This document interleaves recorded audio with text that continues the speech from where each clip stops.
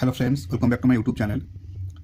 आज की इस वीडियो में मैं आपको एक छोटा सा टॉपिक पढ़ाने वाला हूं और साथ साथ एक इलस्ट्रेशन भी है, वो भी सॉल्व करेंगे, राइट। और ये जो टॉपिक है ये है decision tree analysis. CMA final group 3 strategic financial management के अंदर एक चैप्टर है evaluation of risky proposal for investment decision. और इस चैप्टर के अंदर एक छोटा सा टॉपिक है डिसीजन ट्री एनालिसिस। और ये जो टॉपिक है ये आपका एग्जामिनेशन पॉइंट ऑफ व्यू के लिए इसलिए इंपॉर्टेंट है कि यहाँ पर थ्योरी क्वेश्चन भी आता है और प्रैक्टिकल क्वेश्चन भी आता है, रिपीटेडली आता है। दिसंबर अटेम्प्ट एंड जून अटेम्प्ट में, ये दोनों अटेम्प्ट में आया है 2017 टर्म में, राइट। तो बहुत इंपॉर्टेंट है। तो let's start with decision tree analysis. तो डिसीजन ट्री एनालिसिस क्या है? सी, डिसीजन ट्री एनालिसिस एक one type of useful tool है that analyse your investment proposals, right, with project flexibility. The decision tree method analyzes investment opportunities involving a sequence of decisions over time. Various decision points are defined in relation to subsequent chance events.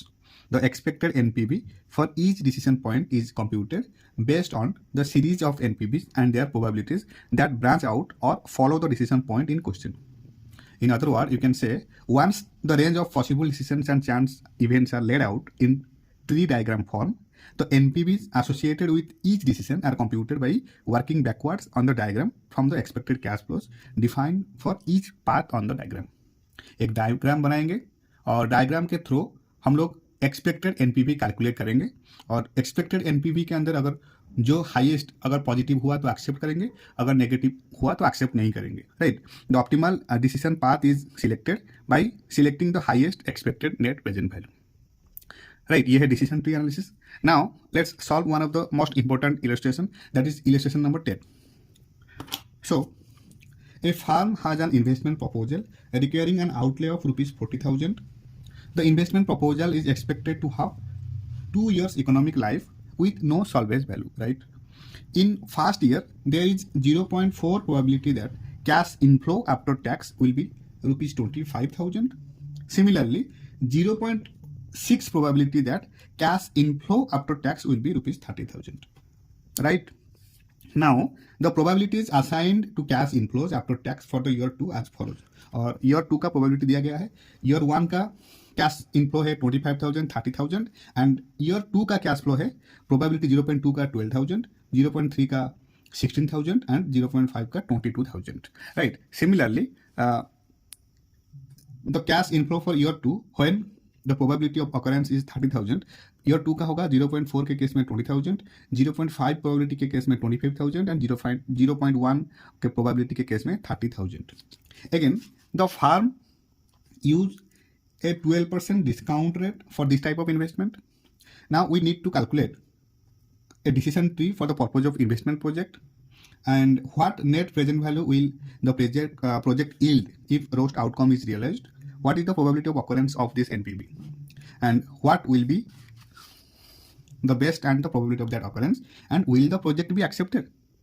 तो ये है question, बहुत easy है, super easy है, easily हो जाएगा। हमको क्या करना है, पहले एक डिसीजन ट्री बनाएंगे और डिसीजन ट्री बनाने के बाद कंप्यूटेशन करेंगे expected NPV, right. Expected NPV compute करेंगे और एक्सपेक्टेड एनपीवी जो कंप्यूट होगा वहां पर ये जो जितने भी सारे क्वेश्चन है वो सब वहां पर ही आ जाएगा, ठीक है। तो लेट्स कैलकुलेट, मैं ऑलरेडी कैलकुलेट करके रखा हूँ, राइट। सो ये है decision tree. So according to question, given that a firm has an investment proposal requiring an outlay of 40,000, right. So the investment proposal is expected to have 2 years economic life with no salvage value.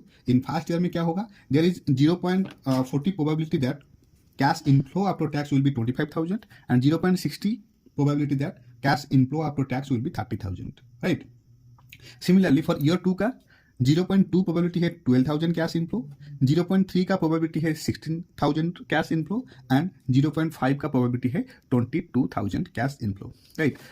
Similarly in case of year 2 when 0.60 probability is there, in year 2 में क्या होगा ना, 0.4 के case में 20,000 probability है cash inflow होने का, 0.5 probability के केस में 25,000 इनफ्लो होने का चांसेस है and similarly for in case of 0.1 there will be probability for cash inflow of rupees 30,000. ये है डिसीजन ट्री और ये जो डिसीजन के ट्री के अकॉर्डिंग हम लोग एक्सपेक्टेड एनपीवी कैलकुलेट करेंगे, राइट। तो ये है एक्सपेक्टेड एनपीवी, राइट। तो सी, हमको फास्ट क्या करना है, path in question given that there is 6 path, तो 6 पाथ हम लोग 1 2 3 4 5 6 पाथ बनाएंगे। Then P I is equal to joint probability, right. Then NPV calculate करेंगे, और एनपीवी का फॉर्मूला हमको पता है कि एनपीवी क्या होता है ना, cash flow minus initial outlay, cash flow minus initial outlay, right. तो यहाँ पर 2 years का इन्वेस्टमेंट दिया गया है। The investment proposal is expected to have 2 years economic life, तो इसलिए एनपीवी का cash flow 1 divided by 1.12 plus cash flow 2 divided by 1.2544 minus 40,000 करेंगे। और 1.2544 कैसे आया, हमको पता है अगर 12% डिस्काउंट रेट दिया गया है तो फर्स्ट ईयर का होगा 1.12, राइट, एंड सेकेंड ईयर का होगा 1.12 का स्क्वायर इज इक्वल टू 1.2544। ये कैसे आया ना, 1.12 इंटू 1.12 करोगे तो 1.2544 आएगा, या फिर 1.12 कैलकुलेटर में इंटू एंड इक्वल टू एक बार प्रेस करेंगे तो ये 1.2544 आ जाएगा, राइट। कैसे, लेट्स सी, 1.12 इंटू एक बार इक्वल टू एक बार 1.2544, राइट। तो ऐसे ही सेकेंड ईयर का ये हो गया 1.2544, और इसमें 40,000 जो इनिशियल कैश आउटले है वो माइनस करेंगे। Then P I into N P V I करेंगे तो हमारा एक्सपेक्टेड एन पी बी आ जाएगा, राइट। तो फर्स्ट अकॉर्डिंग टू क्वेश्चन 0.4 का था प्रोबेबिलिटी 0.2, 0.4 का था प्रोबेबिलिटी 0.3 एंड 0.4 का प्रोबेबिलिटी था 0.5। तो सिमिलरली 0.6 के केस में प्रोबेबिलिटी था 0.4, तो 0.6 इंटू 0.4, 0.6 इंटू 0.5 एंड 0.6 इंटू 0.1, तो ये हो गया 0.08, 0.12, 0.20, 0.24, 0.30 and 0.06। Now comes to NPV, right. तो एनपीवी के केस में क्या है, हमको पता है कि फर्स्ट ईयर का कैश इनफ्लो है 25,000, तो cash flow 1 25,000 divided by 1.12 plus cash flow 2 का कितना दिया है 12,000, तो 12,000, right, 12,000 divided by 1.2544 minus 40,000। Similarly for 25,000 divided by 1.12 plus 16,000 divided by 1.2544 minus 40,000. Similarly, again 25,000 divided by 1.12 plus 22,000, given in question 22,000, so 22,000 divided by 1.2544 minus 40,000, ये आ जाएगा minus 140. Similarly, when the probability is 0.60%, the cash inflow for year 1 is 30,000, तो cash flow year 1 30,000 divided by 1.12 plus year 2 का first probability था 20,000, तो 20,000 divided by 1.2544 minus 40,000, ये आ जाएगा 2730। Similarly 30,000 divided by 1.12 plus 25,000 divided by 1.2544 minus 40,000, ये आ जाएगा 6716। Again 30,000 first year का cash inflow divided by 1.12 plus second year का कैश इनफ्लो है 30,000 डिवाइडेड बाई 1.2544 माइनस 40,000 माइनस 40, तो ये आ जाएगा 10,702, राइट। तो ये आ गया हमारा एनपीवी।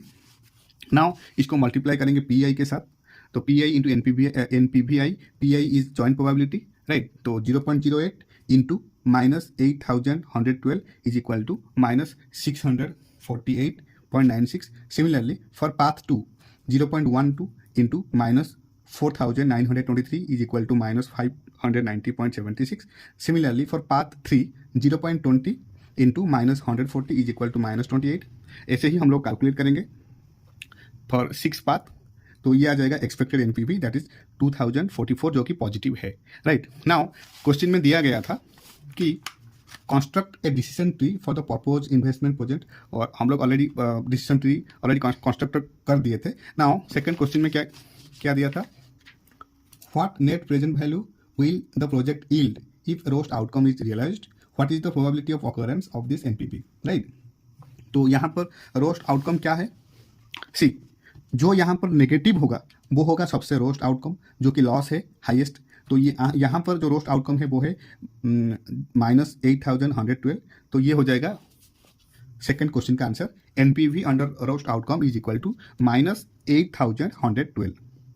ओके, सो और इसका प्रोबेबिलिटी क्या है, probability of worst outcome is 0.08%, 0.08 या फिर 0.08 या फिर 8%, राइट। बहुत इजी है। देन थर्ड में क्या है, what will be the best and the probability of that occurrence. इसमें बेस्ट कौन है, तो बेस्ट कैसे फाइंड आउट करेंगे, जिसका एनपीवी पॉजिटिव होगा और हाईएस्ट भी होगा, जिसका एनपीवी पॉजिटिव होगा एंड हाईएस्ट होगा। तो यहाँ पर पॉजिटिव एंड हाईएस्ट है 10,702, तो ये हो जाएगा NPV under best outcome is 10,702 और इसका प्रोबेबिलिटी क्या है ना 0.06 या फिर 6%, 0.06 या फिर 6%, राइट। बहुत ईजी है। Then will the project be accepted, ये बोल रहा है कि प्रोजेक्ट को एक्सेप्ट किया जाए या नहीं। तो yes we can accept this project because the expected NPV जो था, expected NPV of the project is positive, right, hence we should accept the project.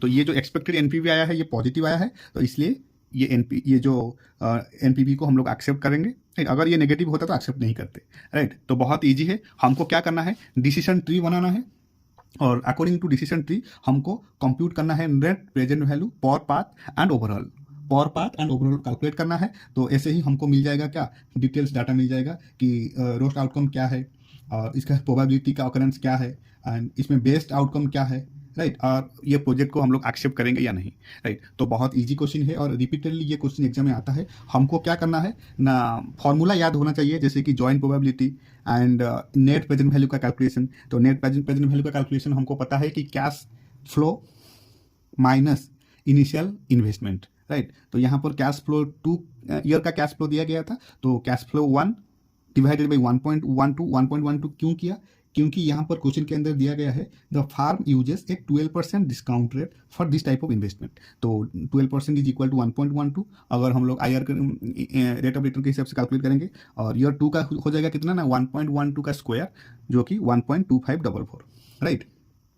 तो ये है बहुत इजी क्वेश्चन। और डिसीजन ट्री एनालिसिस का थ्योरी क्वेश्चन भी आ सकता है 4 मार्क्स का। तो अगर कोई थ्योरी का क्वेश्चन आए तो लिख सकते हैं कि decision tree analysis is useful tool for analysis of investment proposals incorporating project flexibility.